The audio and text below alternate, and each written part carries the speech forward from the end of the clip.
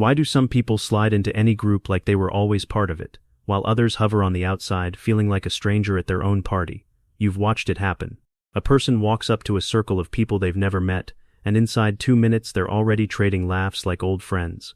Meanwhile, someone else lingers at the edge of that same circle for 10 straight minutes, hoping for some kind of opening that never shows up.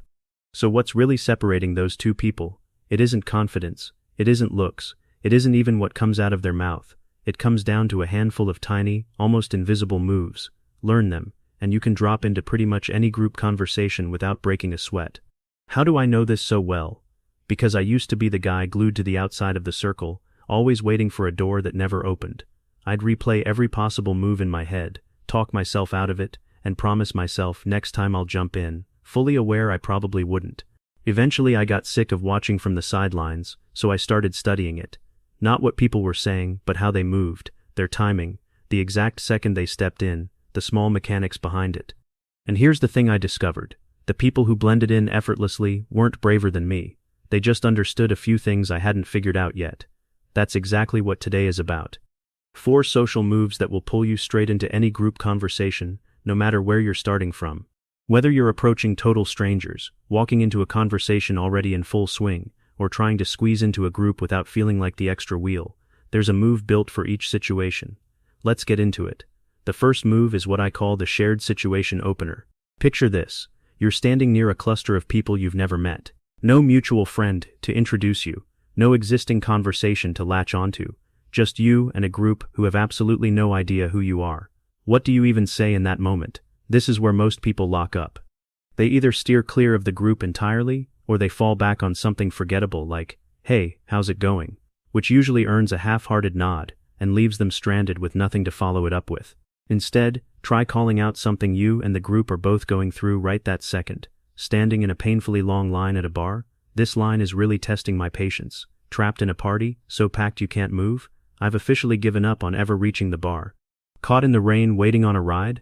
At this rate we might as well swim home. None of these require you to know anything about the people around you. You're not trying to be impressive, you're simply putting words to something everyone in that moment is already feeling, which makes it almost impossible for people not to respond. The instant someone laughs or nods along, you're in. Not because you delivered some brilliant line, but because you handed the whole group a shared moment to bond over. No introductions required. But what happens when there's no natural gap to slide into? When the group is already several minutes deep into a story and you miss the setup entirely? That brings us to the second move, the landing line. How exactly do you insert yourself into a conversation that's already rolling? You walk up right as the group is 3 jokes into a story you know nothing about. Everyone's cracking up over something that happened before you even arrived. Most people's instinct here is to say something like, "What are you guys laughing about? Fill me in." Nothing wrong with that sentence on paper. It's polite, direct, even friendly. But in practice it deflates the entire moment. It has the same effect as pausing to explain a joke after it's already landed. The second you ask, the energy drains out of the room. Other people swing the opposite direction and force in a totally unrelated topic just to have something to contribute. That move actually reads as more self-centered than the first mistake, because it silently tells the group their conversation wasn't worth continuing. Naturally charismatic people avoid both traps. They listen first, just long enough to catch the tone and rhythm of what's happening, and then they attach a comment to whatever's already being said, instead of launching something new. Say you catch only the tail end of a story, just enough to gather that it ended in total disaster. You don't need to ask what happened, you simply drop a line that matches the energy already in the room. Something like, "Honestly, respect for even attempting that." You didn't need the backstory. You added to the moment instead of hijacking it, and that's what pulls you into the circle instead of leaving you stranded outside it. This works because, unlike an interruption, it makes the group feel understood rather than cut off. You're not competing with the conversation, you're becoming part of it. The third move is simple, just play the game. You've been in this situation before, a group tossing jokes back and forth, each one building off the last, everyone riding the same wave of energy. Some people jump right in without a second of hesitation, others just stand there laughing along, holding a comment in their head that's ready to go, only to talk themselves out of it, until the window closes and the moment's gone. It's not that they aren't funny, it's that they get stuck worrying about whether the joke will land instead of just tossing it out there. They're scared of that half second of silence if it flops, so they choose to say nothing at all. The real difference between the person firing off comments freely and the person stuck overthinking, comes down to a single mental shift. Stop analyzing how you're playing, and just play. Think of it like a striker on a soccer field. He might miss 5 shots across an entire match. It doesn't matter. All anyone remembers afterward is the one that actually went in. And if he doesn't score at all, but his team still wins, nobody's bringing up his missed attempts the next day. They're only talking about the win. Group humor works exactly the same way. If your joke lands, that's what people remember. If it doesn't, it genuinely doesn't matter. You were still out there participating. By the end of the night, nobody's replaying the one line that missed. They just remember it was a good night and that you were part of it. So when the jokes are flying, throw yours in too, without pausing to judge it before it leaves your mouth.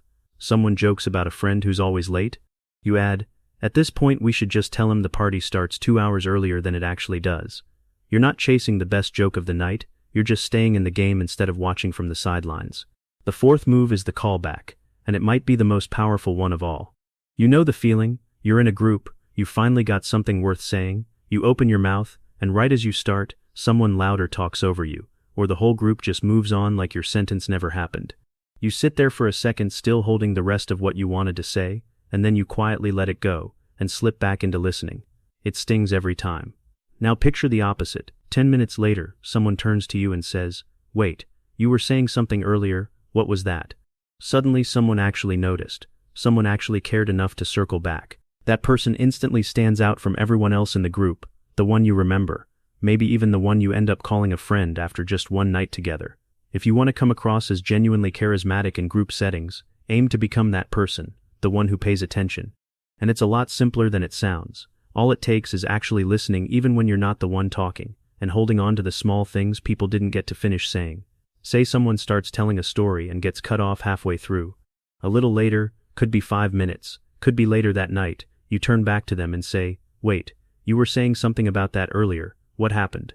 It might seem like a small gesture in the moment, but for them it's the difference between feeling invisible and feeling truly seen. The same move works even for things that did get finished. If someone mentioned a rough situation with their boss earlier, you can bring it back up days later. Did that thing with your boss ever get sorted out? Both versions send the same signal, that you were actually paying attention instead of just waiting for your turn to speak. You were genuinely present, even inside a group of 6 people all talking over one another. This one habit is often what separates someone who was fun for a single night from someone the group actively wants to see again, because in the moment everyone is talking, but genuinely remembering afterward is rare enough that people notice it immediately. None of this is about becoming the loudest voice in the room. It's about a small set of moves that most people were simply never taught, and now you have them. But there's a difference between knowing these moves and actually using them. Putting them into practice with real people in a real conversation is where most people get stuck. That gap between knowing and doing is exactly why a structured challenge helps. A short, focused stretch of days built around simple, real-life tasks that push you from just watching this kind of advice to actually living it out, one group conversation at a time.